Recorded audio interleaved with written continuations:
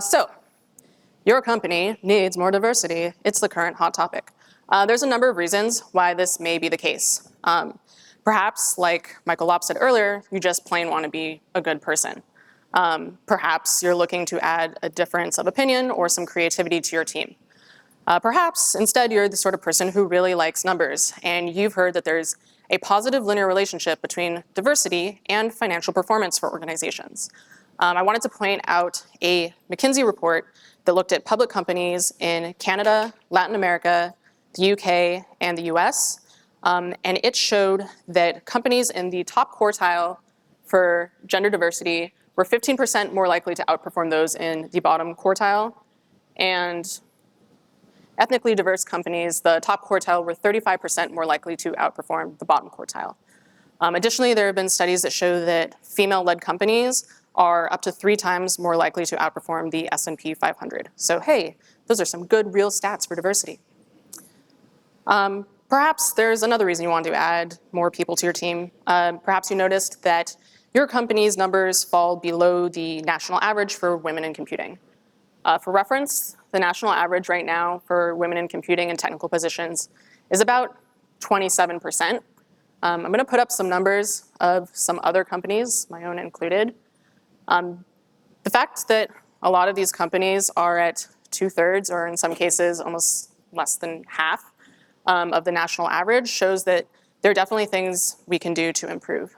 I do, however, want to point out Etsy, who is rocking it at the top there with 31%. I will talk briefly about one of the reasons why that is in a few minutes, but for now, just rock on Etsy, keep doing it.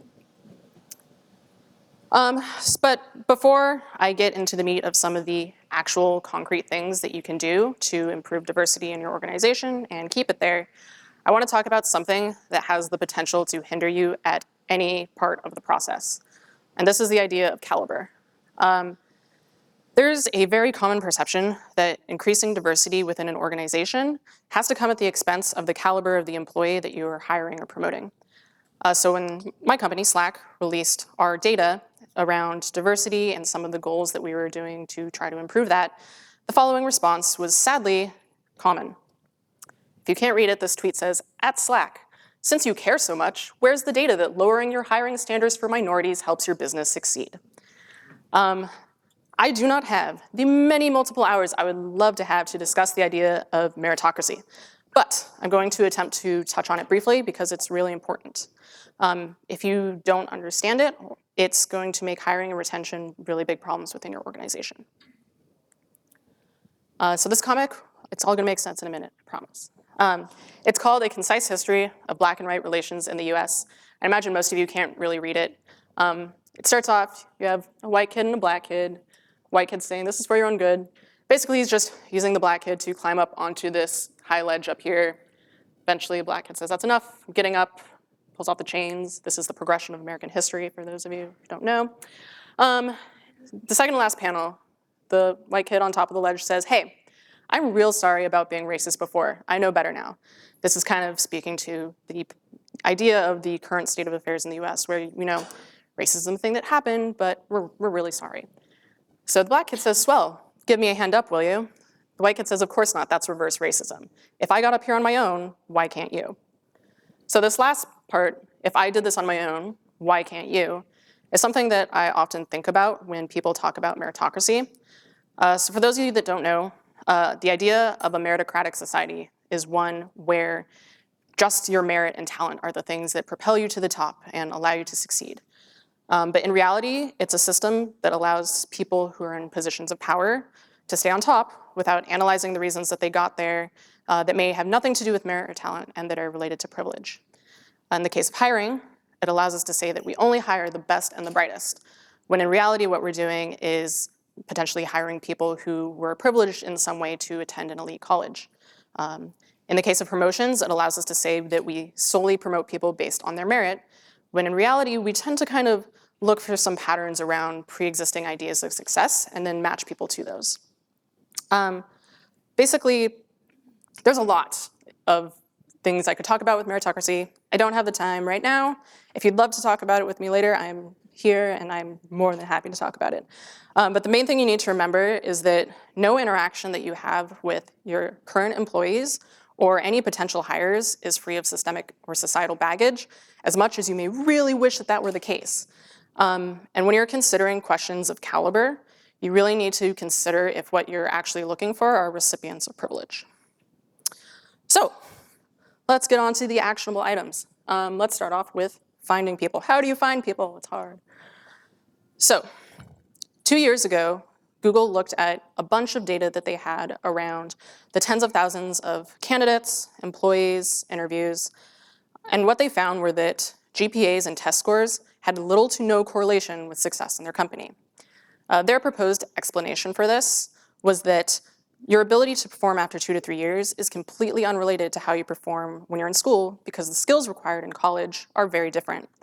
Academic environments are essentially artificial environments was their proposed idea for why this happened. I think we tend to forget that there are numerous reasons that people decide to attend state schools, community schools, in some cases not attend school at all. Stanford and MIT and Caltech and other places are not the end-all be-all when it comes to sourcing engineering candidates. So it's really important that you look at non-elite colleges, historically black colleges and universities, women-only colleges, as well as there's a number of organizations that exist to help you find minority candidates. Some of these are Code 2040, which can help pair you with talented Black and Latino and Latina engineers. There are organizations like Calibrate Academy and Women Who Code, which exist to help you find talented women engineers. It's really important when you're working with organizations like this to build long-lasting relationships. And this is the point where I want to take a minute to talk about Etsy. So one of the things that Etsy did is they paired with this program called Hacker School, which is in New York. It's a 3-month program where engineers can go and work with other engineers, work on projects that they think are interesting, and just kind of level up. What they did is they provide needs-based scholarships for minorities, women, people of color, financial scholarships, and this accomplished 2 things. The first, which is good for everybody, is it lowered the barrier to entry for people who may not have been able to attend before. The second, which was good for Etsy itself, is this is one of the reasons that they saw the number of women engineers in their organizations skyrocket, because they now had a source of candidates that they had helped create, and they'd also show that they were committed to diversity in the long run. So when you're trying to talk to these candidates, it's really important that you use language that isn't gendered. We all know the very obvious things to avoid: rock stars and wizards and ninjas, magical people that fly around and are just the best engineers ever. But there's also a lot of other words that are considered gendered or masculine that we overlook that can actually greatly influence the types of candidates that you have apply. Luckily, there's a number of products to help with this, one of which the CEO from talked about earlier. I don't know if Kieran's still here, but Textio. Textio is a text analytics platform, and one of the things it can do is show you whether the job listings that you have contain language that's gender biased. For instance, I did not know that these words on the left tend to appeal to more traditionally male candidates, and we'll get more male candidates to apply, whereas the ones on the right appeal more to women. For those of you that can't read, it's things like exceptional versus extraordinary, managing a team versus developing a team, and proven track record versus passion for learning. In addition to gender bias, Textio is really great at just showing you if words that you're using don't appeal to any candidate. So if they have a lot of corporate cliches, or if you're being really repetitive, or if your entire listing is just, there's a lot of things. I highly recommend you check it out. Kieran did not ask me to promo this, but I think it's just so awesome that everyone should check it out. So moving on. We're now into an interview stage. You've somehow sourced somebody and they're coming in. So I think an important thing to talk about here, as far as I know, everyone in this room is a human and not an alien or some sort of robot. As humans, we tend to look for patterns. The people we see from birth that are associated with success and intelligence tend to be white and male. And we, hopefully, all logically know that this does not exclude people who aren't white and male. But there's this really funny thing called unconscious bias that affects the way we think about things.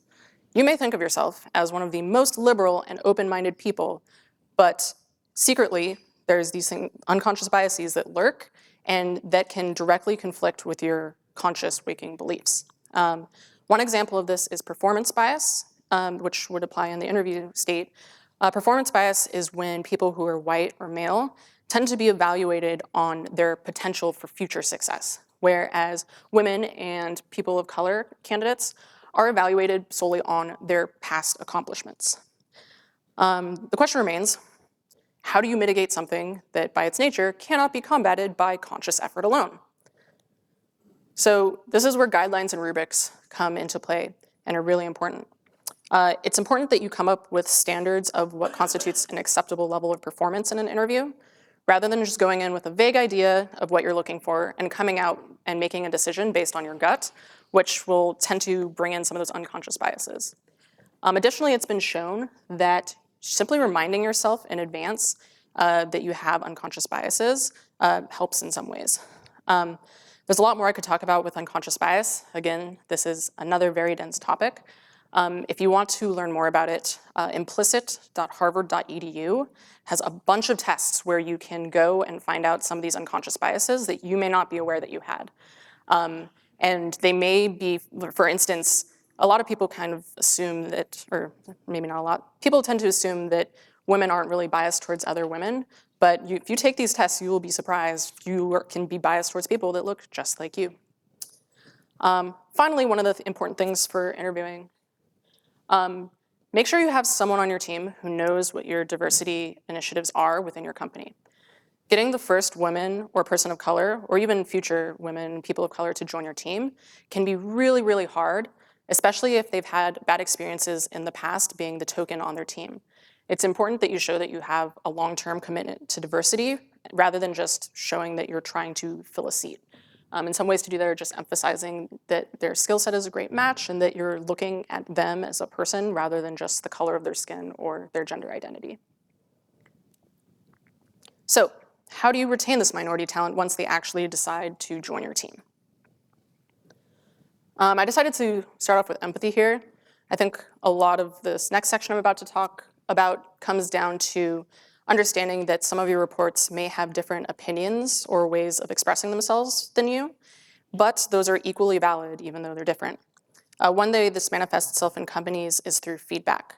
So if feedback in a company tends to be anonymous or quiet, outspoken individuals can end up getting ostracized. And similarly, in companies where outspoken behavior is prized, which tends to be the case, those who are quiet can often be ignored. This latter problem can be especially problematic for women because they often get chastised for speaking out. It's important that you provide feedback mechanisms that allow everybody to have their say and feel heard, like was just previously discussed. Some examples of this are having surveys, constant Q&A sessions with leadership where people can ask questions and feel that people that have decision-making abilities are actually hearing and responding to them, and just frequent one-on-ones. Next, review your policies and be aware of when they are or are not working.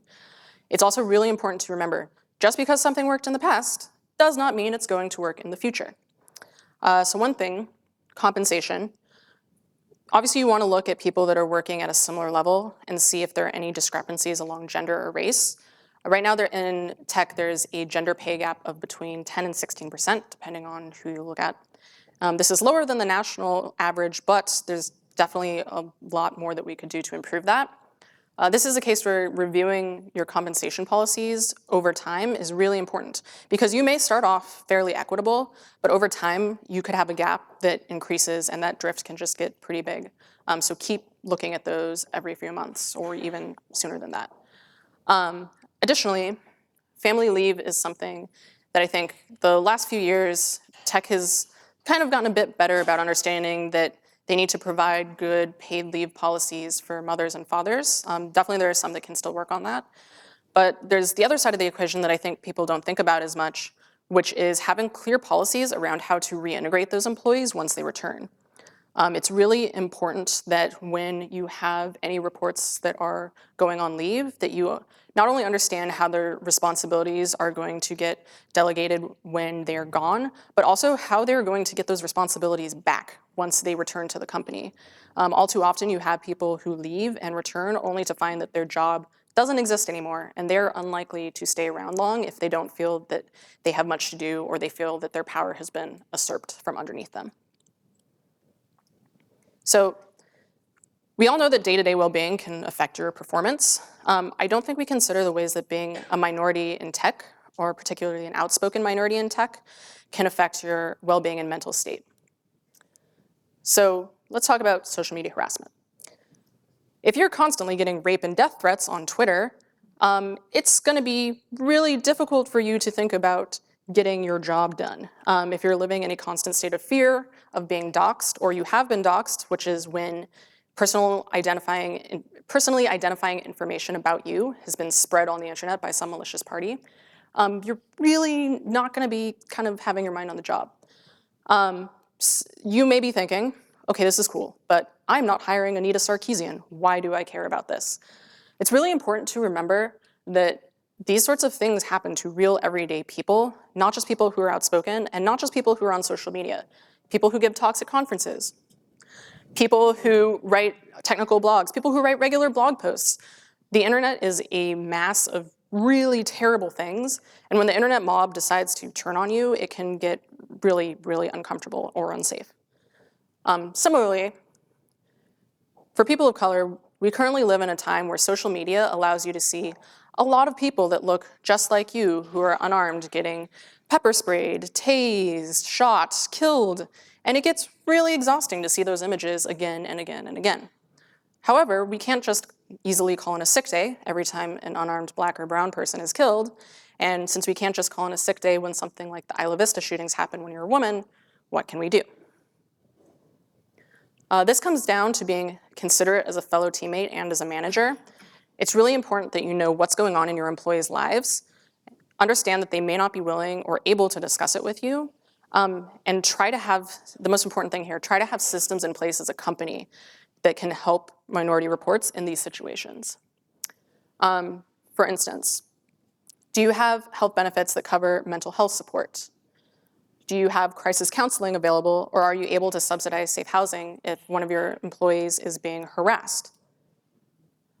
Is it really clear to employees how they're able to utilize leave policies if they're currently having mental health problems or if they're being really stressed out by something that's happening to them? These steps are some simple things that you can do that will really create an environment where minorities can feel safe and supported. All right, so let's say you now have a fairly diverse employee pool and your culture is fairly supportive. But you notice that your company, like very many others, has very few, if any, women in positions of leadership. How do you address this in the long term? So first off, ladders. It's really important that you have ladders and outlines of the different levels and positions in your engineering organization. It makes it less ambiguous what skills are needed to advance, and it makes it easier to ensure that people who are basically doing the same job aren't receiving unequal titles or compensation. When it comes to promotion, there's this thing right now that's really hot, and it's called the Rooney Rule. For those of you who haven't heard about it, this rule comes from the NFL, and I'll get to why this is important in a minute. It comes from the NFL. It was used for the candidate pool for head coaches. Its success there was that coaching vacancies went from being filled by less than 10% minorities to more than 20% in just a few years. And tech saw this and was like, these seem like great numbers, let's see what we can apply. What the rule itself is that for an open senior position, you just have to consider one minority candidate. You do not have to actually promote them. Or if it's in a position that's you're not looking at someone in the company, you do not have to hire this person. All you're doing is considering them for this position. As a result, a lot of tech companies are kind of trying this right now. It's not necessarily the hardest thing to implement.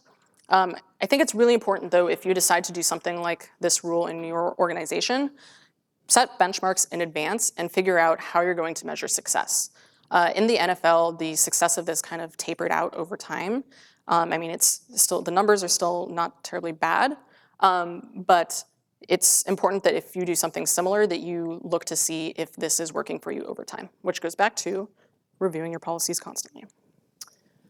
And finally, one of the things you can do for advancement is to just help advocate on behalf of your minority reports. And sorry, I just really love saying minority reports over and over.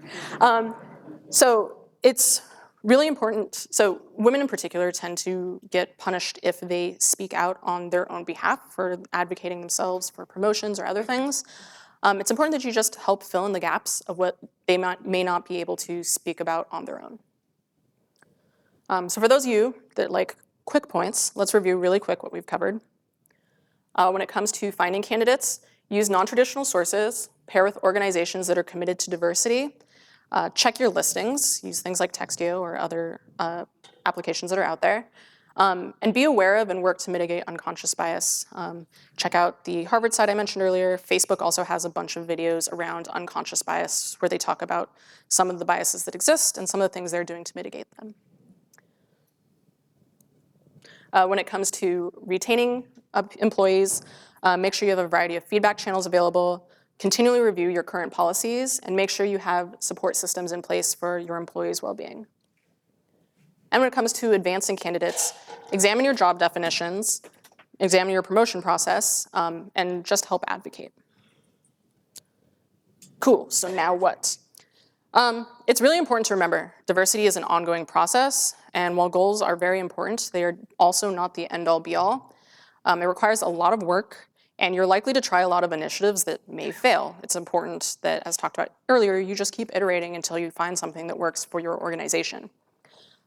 Make sure to talk with your teammates about things that you're considering, get their input, and most importantly, you need to remember that responsibility is extremely key when it comes to diversity. If you don't have an explicit person or group whose purview is to come up with diversity policies and also has the authority to enact those policies, diversity ends up being kind of this dream in the sky rather than something that's a goal with an actual set path. So that's all I have for you right now. If you have any questions, please feel free to ask me, and I'll also be around later if you want to talk to me in person.